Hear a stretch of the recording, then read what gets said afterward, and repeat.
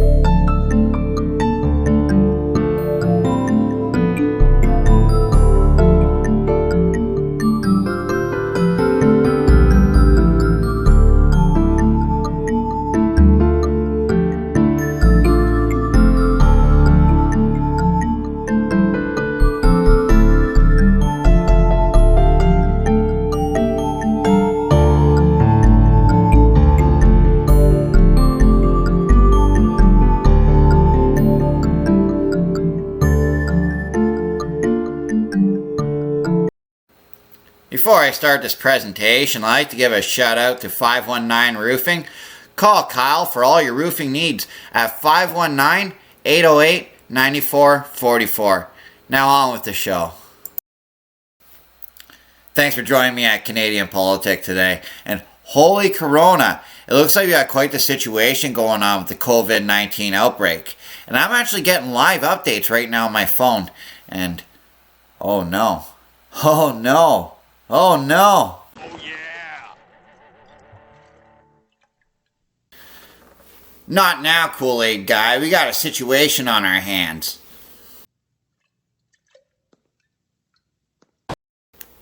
So while we do have quite a situation on our hands, I just want to start off by saying that we will get through this, and this will only last for so long. Eventually, we will have a vaccine, and globally, we could not be more prepared for something like this. We already understand how the virus gained access into the body. This kind of information at this point in the outbreak is absolutely unprecedented. And we as a country have a lot to be thankful for. We have a strong healthcare system that has taken appropriate action to limit the spread of the infection. However, it is important that we control this spread as much as possible because the rate of infection explodes. We just simply won't have enough resources to combat this. Best case scenario is that we contain it and we stamp it out. However, currently nothing's working right now, so I don't think we're just simply going to be able to contain it and stamp it out. The way I see it, we're better off doing our best to control the rate of spread over a period of time. That way the hospitals just aren't so overwhelmed and they can manage it. But if we don't control it, we will see a high rate of infection over a short period of time. In this scenario, our hospitals will be too overwhelmed and there will be not enough medical staff or supplies available. That's the worst case scenario, and that's obviously something we don't want. Either way, we don't know the actual outcome of all this. And the WHO has declared this a global pandemic. This is not a surprise seeing how we have reported cases all over the world. As everyone's hailing China for the containment efforts, they're not considering that it was the suppression of information that actually turned this to a global pandemic. This actually could have been stopped right from the onset if the government would have released information as it was happening.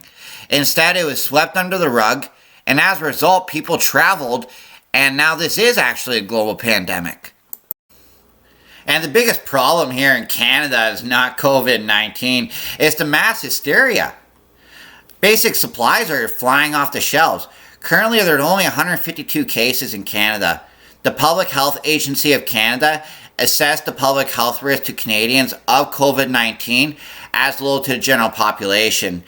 However, I think a lot of the hysteria is coming from experts that are saying that it could affect up to 35 to 70% of Canadians, which that is a legitimate figure.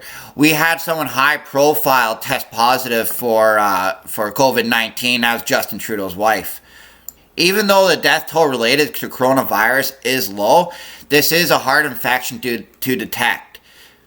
And statistics are developing as time progresses.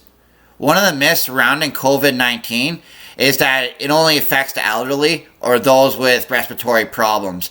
But we're finding more and more those statistics are changing. So like I said, this is just a developing situation, and things are changing all the time. Globally, we've seen 145,341 people infected, and we've seen 5,416 deaths, with 70,000 recovered, and that's the last time I looked. In the US, they expect 100 million Americans to be affected with COVID-19. This is going to be disastrous because we're going to see the death tolls into the hundreds of thousands. The only thing we can do until a vaccine is developed is just control the spread. In Canada, we have a well-developed healthcare system and possess the infrastructure to handle and reduce the transmission. Countries that are at risk are obviously less developed countries like Sub-Saharan Africa. And in Canada, the biggest issue surrounding the virus is the hysteria. People are stockpiling, and it's made it hard for retailers to maintain their supplies. And I don't know who all these people are that are buying up all this toilet paper, but it's making it harder on everyone, especially our most vulnerable populations. People need these products. So major thumbs down to those people that think that they need 10 packages of toilet paper. This is a developing situation. I'll have to ask you guys to stay tuned, Canadian Politic. I will have more on the coronavirus. Hit like, subscribe, and notification bell. I wish you all the best.